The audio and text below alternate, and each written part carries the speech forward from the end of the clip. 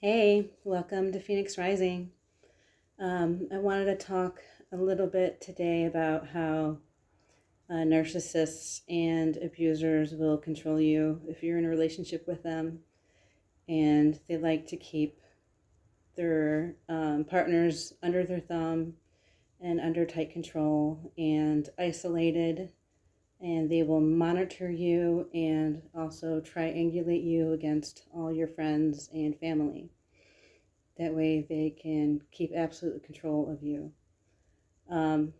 My toxic ex, who was a narcissist and part of the dark triad, would he started off very sweet, very loving, and he really sold me this sob story about how his ex cheated on him.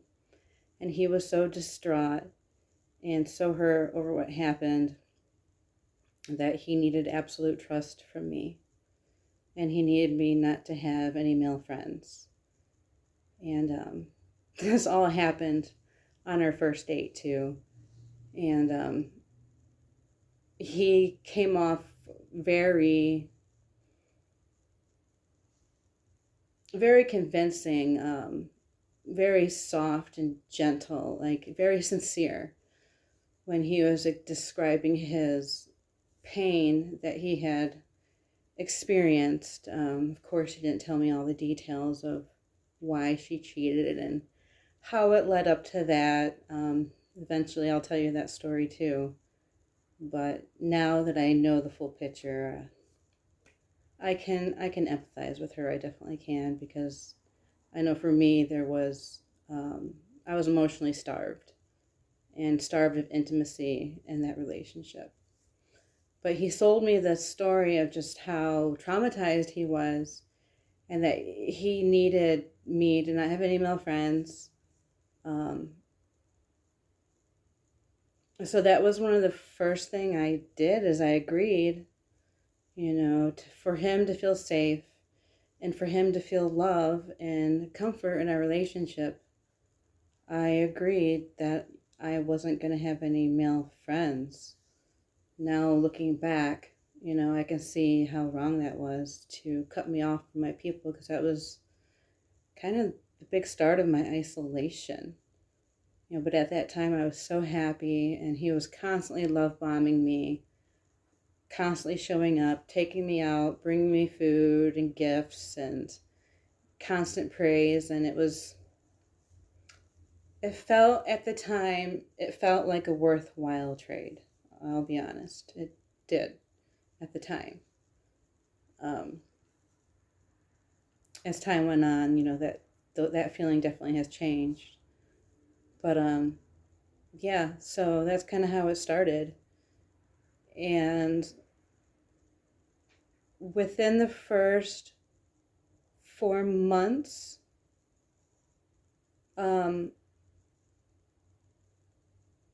it started with me getting an alert on my phone. And I think it's really important that I tell this story so other people know, whether you're male or female. I'm sure there's females that do this kind of thing too. They will want to monitor you to make sure that you're not cheating or talking to any members of the opposite sex or anyone who you might have any kind of attraction to or connection to. So it started with me getting an alert on my phone that there was an unknown login on my phone. And I thought I had been hacked by a hacker and a scammer. And so I changed my password, and I didn't think too much of it.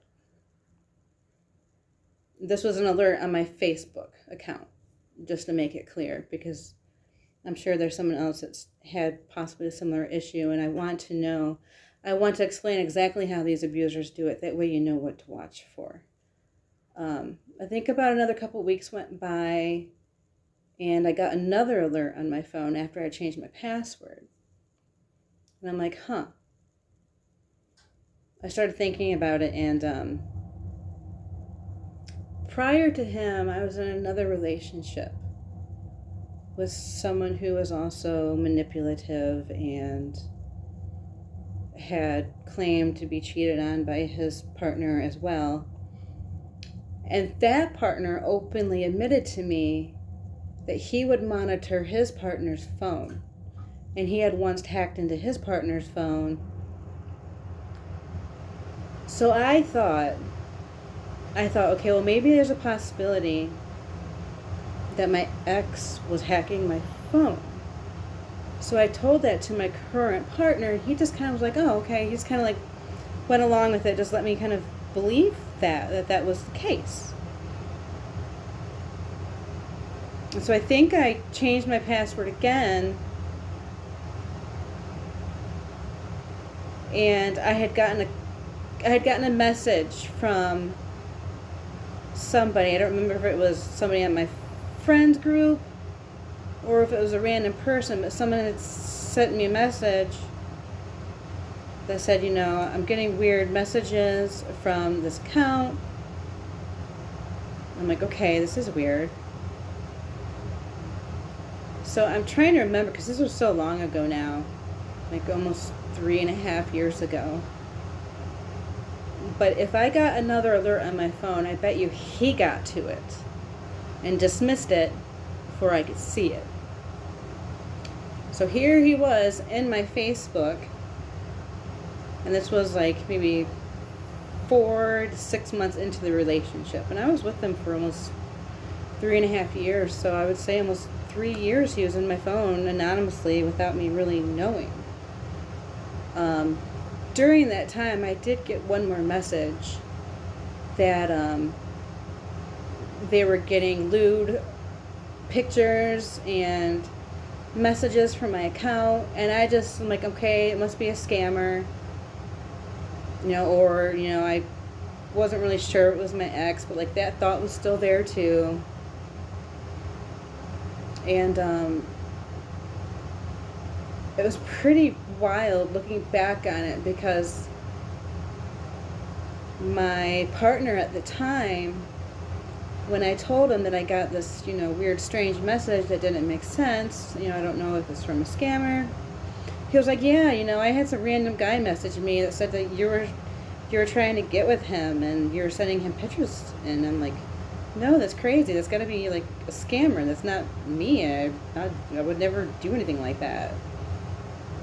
And now hindsight, that was him trying to cover his tracks and make him look innocent when he knew it was him the whole time hacking my phone.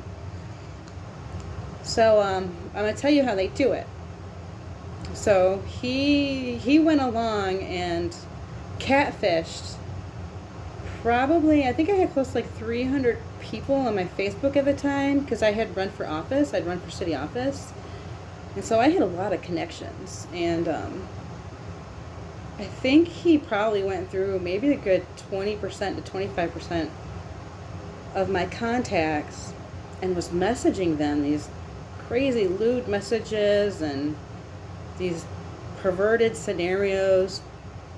And one, I didn't check any messages with any men because I wasn't talking to any men anymore. So I wasn't like actively going and like clicking on a message and opening it from someone I had talked to, like when I ran for office or prior to that. So what he had done, so I wouldn't see any replies that would pop up or ding or put in any notification, is he went in my phone. Now that he was hacked in as me, he could pull up my account on his phone, and he went into the settings, and he would put the messages on restricted. And when a message is on restricted, there won't be any notification of it coming in. There won't be like a pop-up, and it won't show. Like if a new message comes in and you can see like it hasn't been read yet and it's like bold, you won't get that. There'll just be no response. And I really wish Facebook could take that out, because that's how these people, abusers, are using this to monitor and control and track their partners. And if there are any abusers watching this, you better not do that to your partner, because it's screwed up, it's toxic, and it's psychotic. Don't do it. You'll get caught. Karma will come to you. I'm telling you. I'm telling this for people to be able to protect themselves. So, if you ever get any weird messages like that, be on the lookout that, unfortunately, hopefully not, but your partner may be tracking you and monitoring you. So some of the things he did is he talked to all these people to not only live out some sick fantasies that he had in his mind, but also to triangulate me and cause me shame. Because this went on for, like I said, a couple of years before I really caught on to what was going on.